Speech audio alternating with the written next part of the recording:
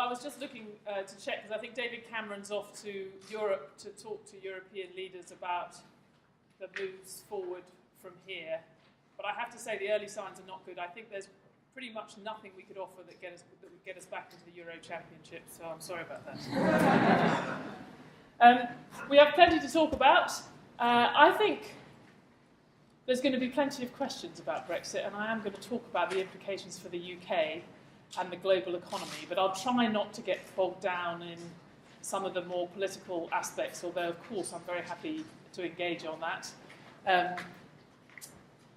What I think is important is for us to sort of try and separate the economic and the political fallout of this from what is likely to happen to markets and investments. Because, of course, the irony that is that the UK is so internationally integrated, our companies are so exposed to the rest of the world, getting so many of their revenues from the rest of the world.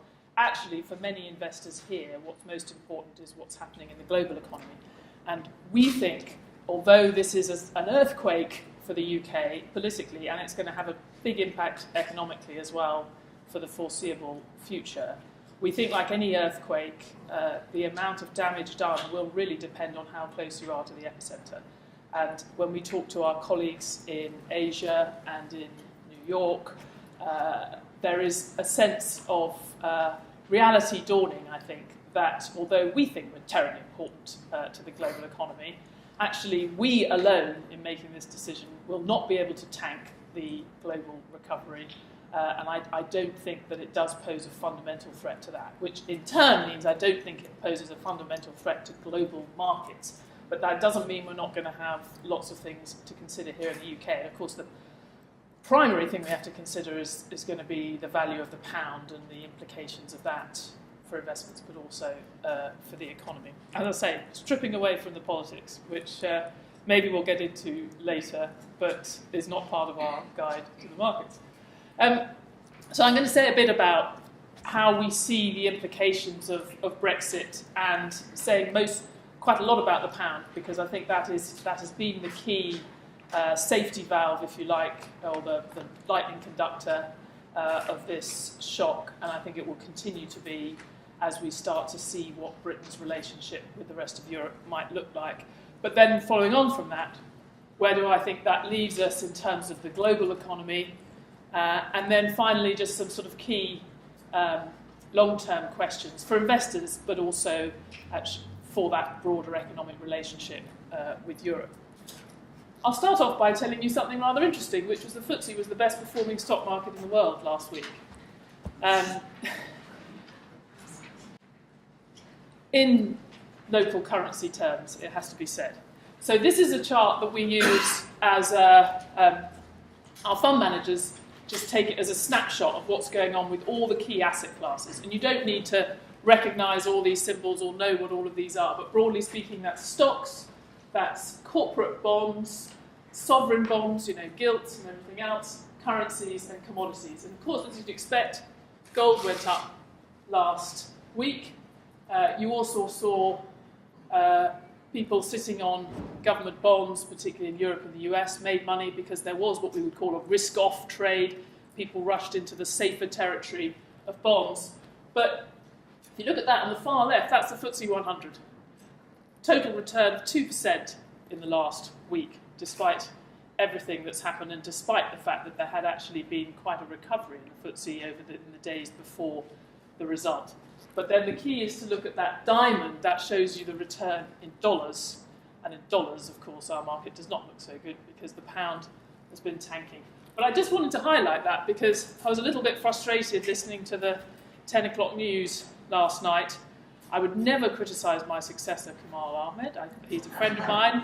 But I thought on this occasion he got it slightly wrong because he described a 7% fall in the FTSE 250, which is 15% of the market cap of the UK and constitutes small and medium-sized companies which are very exposed to some of the concerns around Brexit. He described that 7% fall in the FTSE 250 as a 7% fall in the stock market, and then, to put it in perspective, compared that to saying it was more than Lehman's, more than Black Wednesday, more than these previous occasions. And for the first time since I left the BBC, I sent an email on my train here this morning to the head of news at BBC saying I thought this was something of a misrepresentation, because there's plenty of bad news to go around without exaggerating it. The overall stock market, as you know, the UK stock market has had its ups and downs in the last week or so, but has actually fared reasonably well for that reason I suggested, which is the vast majority of the earnings of UK companies are abroad. So the moment you have a fall in the pound, actually those earnings just overnight start to look a lot better in pound terms. Now, I would say that's a bit different from a fall in the pound doing the economy lots of good, giving us lots of export growth and all those things. If we're going to get that, we're going to have to wait quite a long time for that. But there is this immediate consequence for the value of UK shares. And I do think we should sort of bear that in mind when we think about what the fallout from this has been. Sterling, as you can see, all along has been the lightning conductor. Once the referendum was announced, you had this steady fall in the pound. This was actually the point when Boris Johnson announced he was joining the Leave side. And that was actually the day where the stock market had its lowest point in the last few years. I'm not sure, I don't think we've gone back to that point yet. I think we're still above the point that the stock market hit when he was standing outside his house in Islington. But the pound has fallen a little bit further since then. What do we think is going to happen to the pound from now? Well, at some level, it's crazy for anyone to talk about what exchange rates are going to do. But it's interesting, there is more or less unity at JP Morgan in terms of the fund managers and exchange rate currency strategists. We were all getting together yesterday thinking about the implications of this. Most of us believe there will be further to fall on sterling, and indeed that's what's happened in previous times. You've tended to find actually that the pound hasn't just fallen a lot on one day.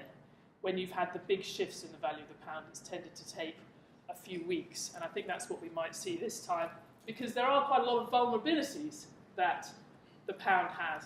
On the left-hand side, this was something I was obsessed with when I was at the BBC, current account deficit, because overnight it suddenly got a lot worse, and we couldn't quite work out why, because our trade deficit, the thing that we kind of understand, which is the difference between what we export and what we import, has actually been quite stable over the last few years. If you look at that blue, that's the trade balance.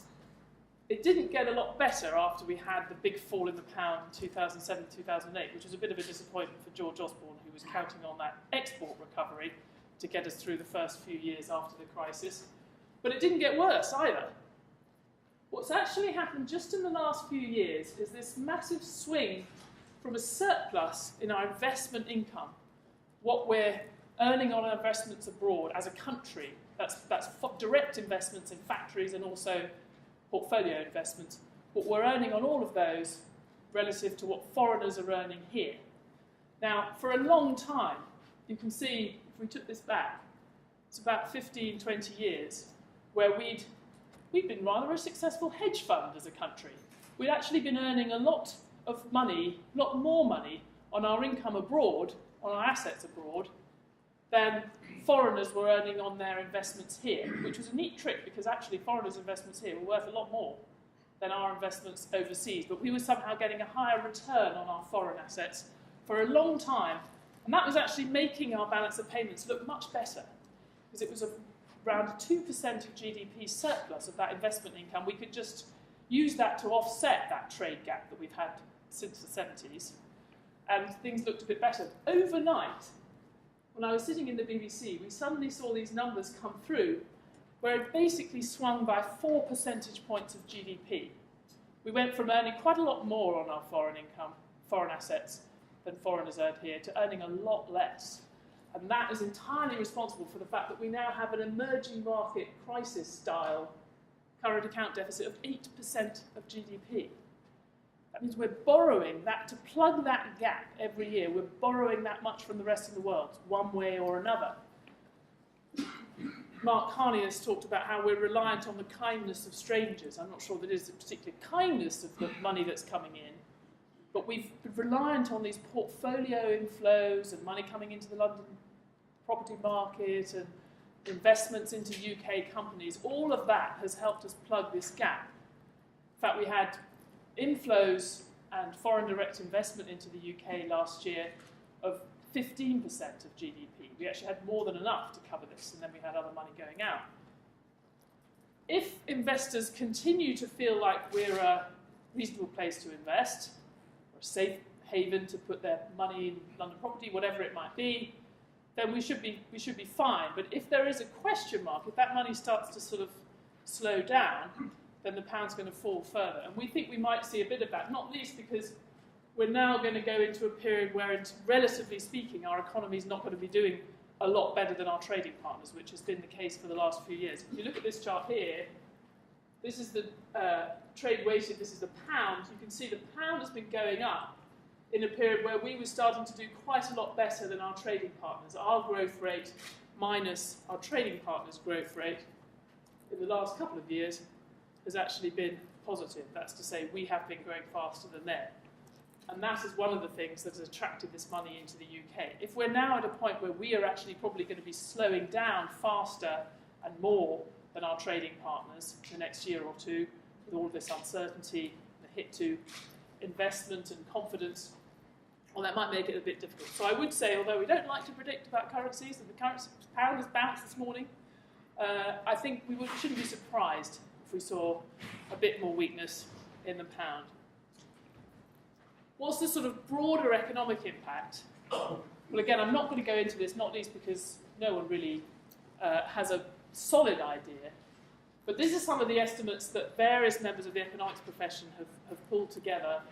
All you really need to think about, this is the cumulative loss in GDP from this shock, from a sudden concern about our investment links or our trade links, what most people have estimated. We sort of think broadly over the next couple of years, cumulatively, you might lose about 2 percentage points of GDP. So if you just think by next year, maybe we would have lost 1.5 percentage points of GDP. 1.5. Now at the moment we're growing at about 1.5% growth rate. Our best guess is we wouldn't have a recession as a result of this, but it's obviously possible if you're getting that close, if you're taking that much growth off and your economy's already slowed quite a lot. So we think at the very least you'll have a significant further slowing in the economy in the second half of this year and all that comes with that. Likewise, with inflation, we think, in fact we're even more sure of this because it's pretty much arithmetical because of the pound. The fall in the pound alone should add about 2 percentage points to inflation by the end of next year. So if we were thinking inflation would be back up to about 1.5% in the second half of next year, we now think temporarily, because of this fall in the pound, it will be more like 3 or 4 percentage points inflation rate.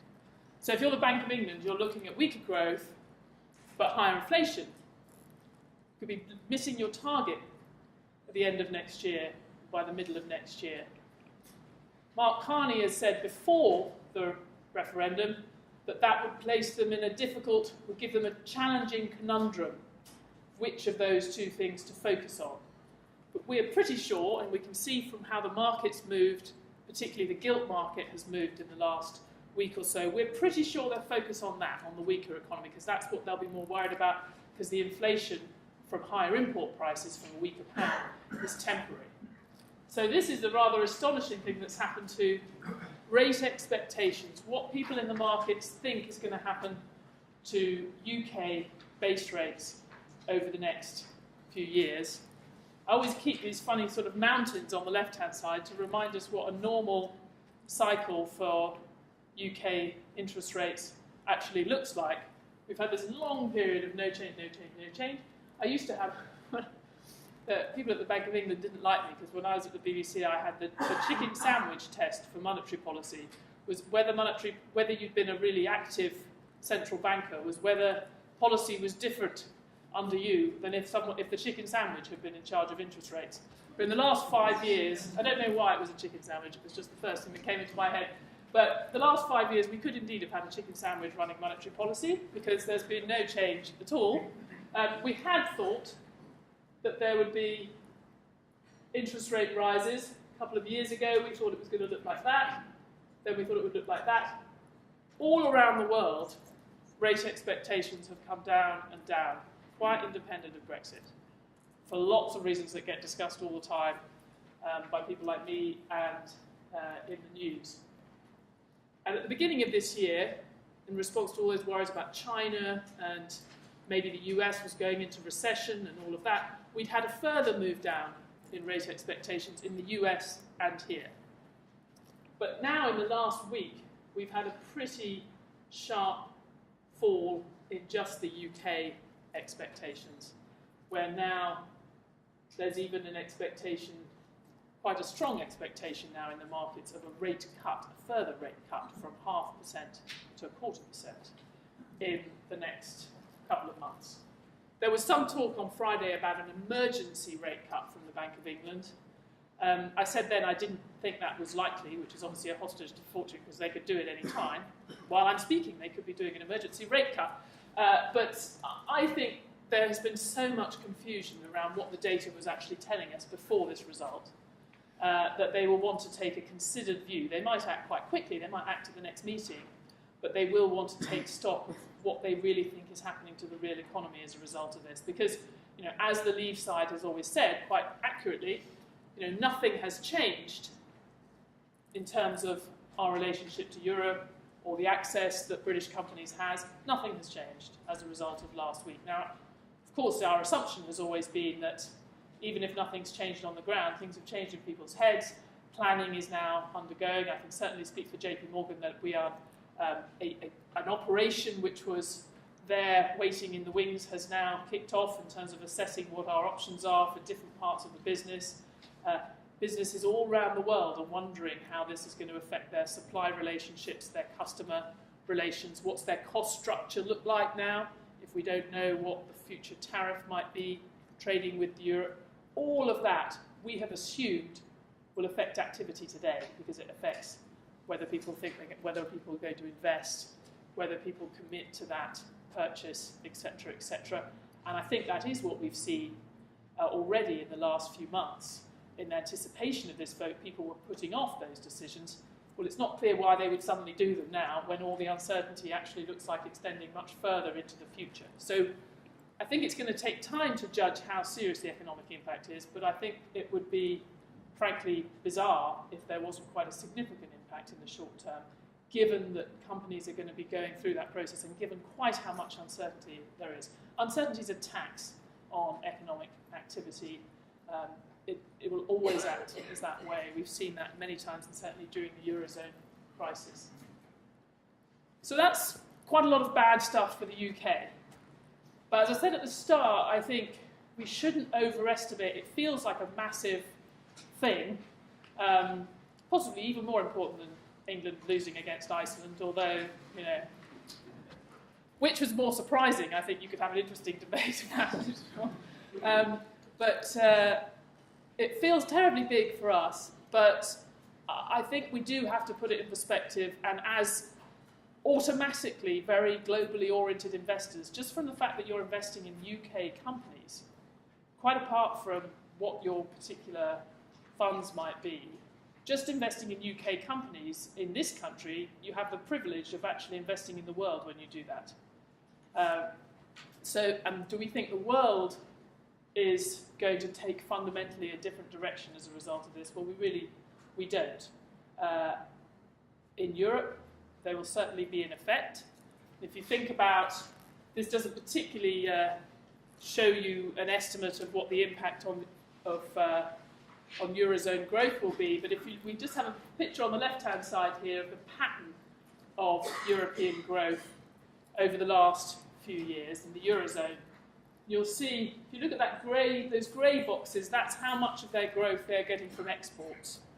And you can see for a large period, really that was what they were counting on for any growth, particularly Germany doing very well exporting. It now has an 8% of GDP current account surplus from all of its exporting. And that's going to be hit at the margin by us slowing down and by potentially us not having the same relationship with Europe. And there are some countries, in particular the Netherlands, Belgium, Ireland, very large proportion of their exports, and actually quite a big proportion of their GDP, is exports to the UK. So I think they will be hit quite significantly. But if you look a bit more at this, you'll see consumption and investment, that blue line in the middle, has actually been playing a bigger role in the European recovery. And so that's why we think this will be a hit to Eurozone growth, maybe take 0.3, 0.4% off the growth rate, which is not nothing when they're only growing maybe by 1.5% at the moment. But again, we don't think it's enough to cause a recession, particularly because investment is finally, having this gross fixed capital formation as investment outside the residential sector, it's finally starting, you can't really see, but it's starting to pick up, as I showed you there, and government spending after a lot of austerity is starting to pick up in Europe, so there's no longer that thing holding back growth. So we think Eurozone growth will be dented. I know you're going to love this chart. This is a heat map. This is showing us where the sort of hot spots and cold spots are in the global economy. Actually, I shouldn't say that because the hot spots are actually the ones that are not growing. So in red, this is the purchasing manager indices. So they go, each of those numbers, which I won't ask you to read, are the result of surveys where you ask purchasing managers, are you going to buy more or less next month? And if more than 50% of them, if that number is over 50, say they're buying more, then that tends to be a good forward indicator of a growing economy. And you can see we had a long period where, well, not a long period, but coming out of the crisis in 2014 actually was quite a good year for global growth, because you have the emerging world and the developed world. Broadly speaking, the developed world are these countries and the emerging market economies are these countries. You can see on the top line, global, developed and emerging. There's quite a lot of green. The higher numbers are in green. There was quite a lot of green on the left-hand side. Then you've had this slowdown in the emerging market world, so Brazil, Russia in recession, China slowing down. But actually, look at this green, the Eurozone finally starting to recover, and the global economy moving forward. Nothing fantastic, not as much as we'd like, given the depth of the crisis before. But broadly speaking, most of the developed world now moving forward with particular strength in the Eurozone. We don't see that fundamentally changing as a result of this. If you think about the US, 0.3% of its exports, or the share of GDP, exports to the UK is 0.3% of GDP. So it just doesn't feel like. Of course, there was a reaction in stock markets. There was even a fall in the US stock market last Friday. But this is not a shock that has a direct economic impact on the US economy. You may not like this chart, but I should tell you that Ben Bernanke really liked it. One of my colleagues was on a plane next to him, and we texted him and said, he was just after he'd retired from the Federal Reserve, and we were sort of texting him saying, well, you must show him our guide to the market, and get a selfie and all these things. And he finally plucked up courage to show him, and he looked through, and actually this was the one he liked, because he said he thought it showed was a good forward indicator of the global economy, just gave you a quick snapshot of where things were. He did also get a selfie, which was a kind of sad picture of him. But we realised we'd missed a trick afterwards, because he had just said he'd gone to one of his first after-dinner speeches after stepping down from running the US Central Bank. And he'd said, it was off the record, so of course it was then broadly reported the next day, he said that he didn't expect the federal funds rate, the US policy rate, to go over 4% in his lifetime. Of course, that had previously been the long-term average. So, of course, the question he should have asked is, how long do you think you're going to live? But we didn't get to that, unfortunately. But, you could see 4% is a perfectly normal rate for the US policy rate. And again, we've got those hills. This is the same equivalent that I showed you for the UK. This is for the US. That's what a normal tightening cycle has looked like. Maybe also the returns that you can actually get on a regular deposit account or savings account. And again, in the US, we've had this very long period of flat growth. And there has been a bit of a move all through this year. but also in response to the last week, there's been a bit of a move down, with more people anticipating possibly a loosening of US policy, although we don't think that's likely, and that's quite a small proportion. But coming into this year, the US central bank was supposed to be leading the way. They were supposed to be finally a central bank. They'd done one rate rise at the end of last year, and they were supposed to be slowly, gradually getting rates back up. I think one effect of Brexit, because it's had this effect in the markets that we don't necessarily think is justified, but because we've seen this risk-off response in global markets, the Fed, we think, will now be a bit even slower to raise interest rates, and that will give just a bit more support to the global economy. And we know the European Central Bank is firmly in loosening mode. So it's good news or bad news, depending on how you look at it. When I was at the BBC, I was always trying to remind them that quite a lot of people want to see rates go up. But because everyone who works for the BBC has got a big mortgage, trying to live in London, they all used to, we would report it as bad news if we thought that rates were going up. Well, the good news or the bad news is if you were hoping to see a rate rise anywhere, let alone the UK, I'm afraid that is much less likely now. Okay, finally, what are some of the messages that come out of this for me? Well, as I just said, I think, as we put it in the trade, the yields on safe assets, that's to say, the money you could earn just buying a government bond, which are considered to be the safest assets in the world, although as of yesterday, ours are considered a bit less safe by the ratings agencies. They've downgraded ours.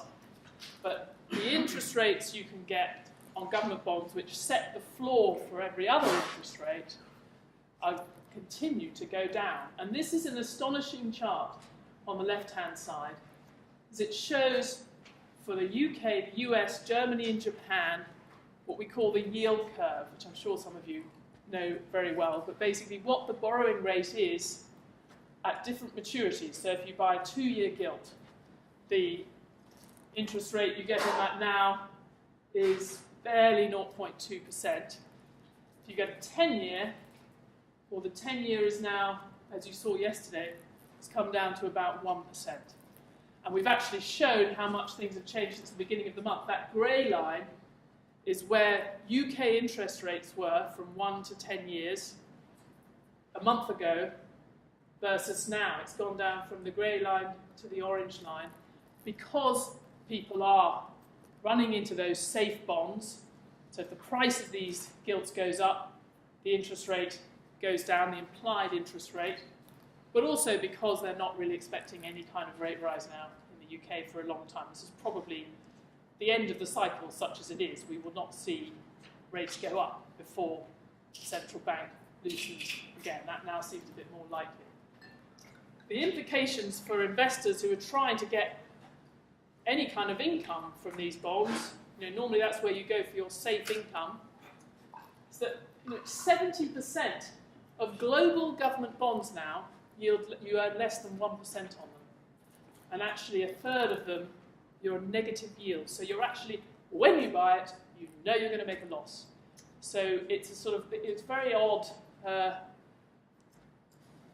It's a very odd situation because we like to think it's sort of risk-free returns that you get on government bonds. And now at the moment it seems to be return-free risk.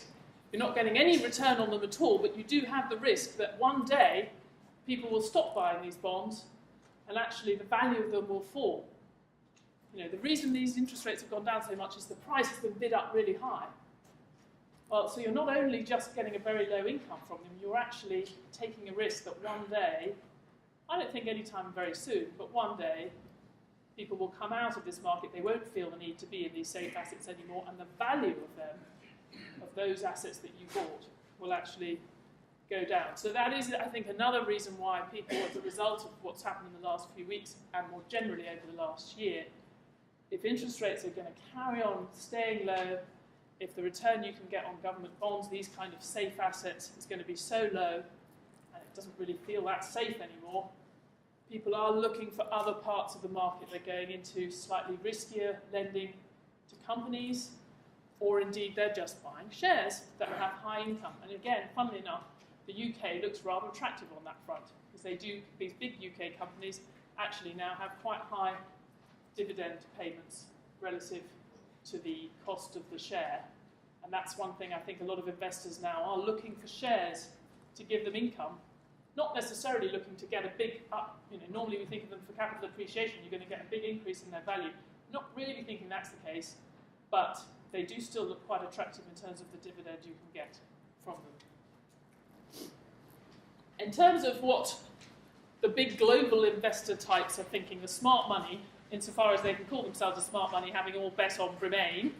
But the thing that's come out of the conversations I've had with fund managers and others and people in the US and big pension fund managers over the last few days is they agree with us broadly that this is a containable, this is a big shock, but a local shock. The only thing that would maybe extend the shock to the rest of the world and have bigger negatives for the global economy is if the dollar carried on going up. Because what we did see up last Friday was a rise in the dollar, we've seen that, and not just against the sterling, but against some other currencies as well.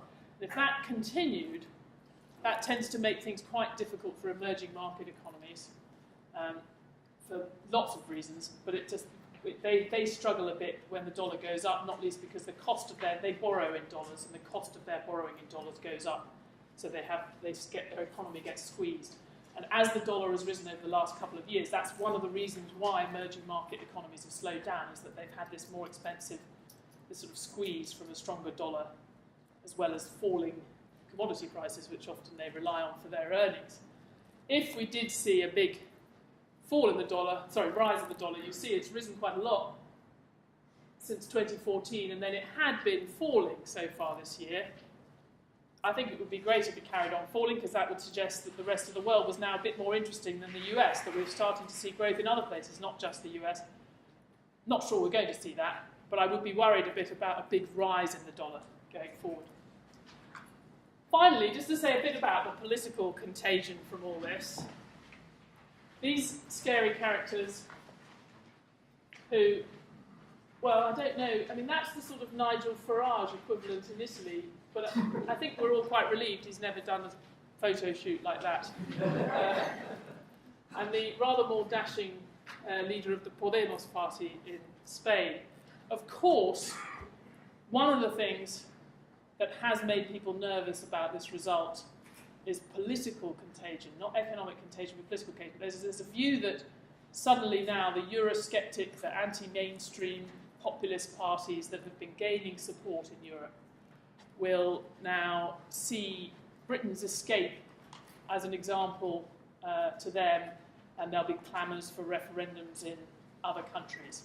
I think it's quite possible, and we certainly have, if you look, we have over the next year or so, countries that account for half of European GDP are holding general elections. The most important of those in 2017, of course, is in France and Germany. We also have a quite important constitutional vote coming up in Italy in October. So there are quite a lot of occasions where investors will be able to get very excited and worried about political risk coming into the next year or so. And of course we have a few other things to worry about on the political front. But all I would say, it says Brexit contagion could go either way. The only thing I've been struck by in the last few days is talking to colleagues and reading articles. I was in Paris this weekend to see the game that was supposed to be the England game, but was actually a Wales-Northern Ireland tie. There was real sadness among other Europeans about Friday's decision. And I think also, certainly something that many people have said to me, is it's made a lot of people in Europe look at membership in the EU in a slightly different way. Their reaction to the UK leaving, funnily enough, may actually make them value the idea of European integration a bit more. And if we now have a terrible time, and if we do happen to go into recession or we have a terrible time in negotiations, I think that may also end up reducing support for Eurosceptic countries.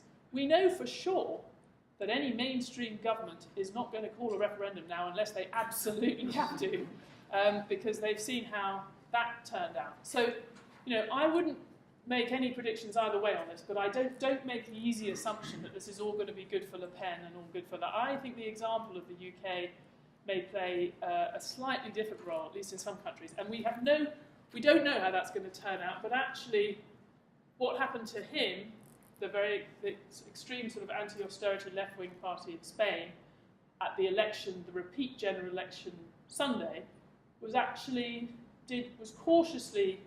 One could be cautiously optimistic as a result of that, because the two mainstream parties who had created support over the last year, and we've seen the more populist parties gain support in Spain, the two mainstream parties actually did much better than was expected in the polls that had been taken in the days leading up to the campaign. And the Partido Popular, the Rajoy's party, did particularly better than expected, and Podemos did a lot worse than the polls had suggested. Now, I'm not saying that's anything to do with Brexit, but certainly if you were looking for a domino effect in Europe, this was the opposite of that. There was no sign of that. Meanwhile, we have to work out what on earth we're going to do now. And I said I wasn't going to talk about politics, but I think there is a mechanical issue that the leaders of the government, the next Prime Minister, will have to deal with, which is how do we trade off access to European markets with what we might call concessions to integration, whether it's payment to the European budget or willingness to accept free movement of capital and the rules of a single market. It's not something that was necessarily got across very clearly in the campaign, but if you look at all of the examples of relationships with the EU, this is a pretty inevitable trade-off. The likes of Norway give a lot of money and they abide by all the rules of the single market, they accept free movement of people, and in return they are part of the single market, they get that full access. If you don't want to be constrained by the rules of the single market, if you don't want free movement of labour, it's quite difficult to see how you can get complete access. It's certainly not something that's been offered to any other country. And then you move down in terms of that trade-off.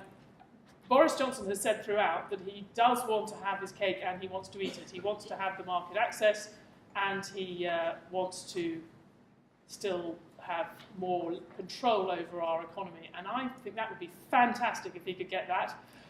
I'm not sure the Europeans will think that that's a runner, but it's certainly what seems to be what the plan is, and I hope it'll turn out all very swimmingly. This is just a not very pithy summary. We were pulling these things together yesterday afternoon because I knew you'd want to talk about what's happened in the last few days. But I think the bigger picture is, as I said at the start, it's an earthquake. We think it's massive. Fortunately for us, the rest of the world doesn't. Thank you very much.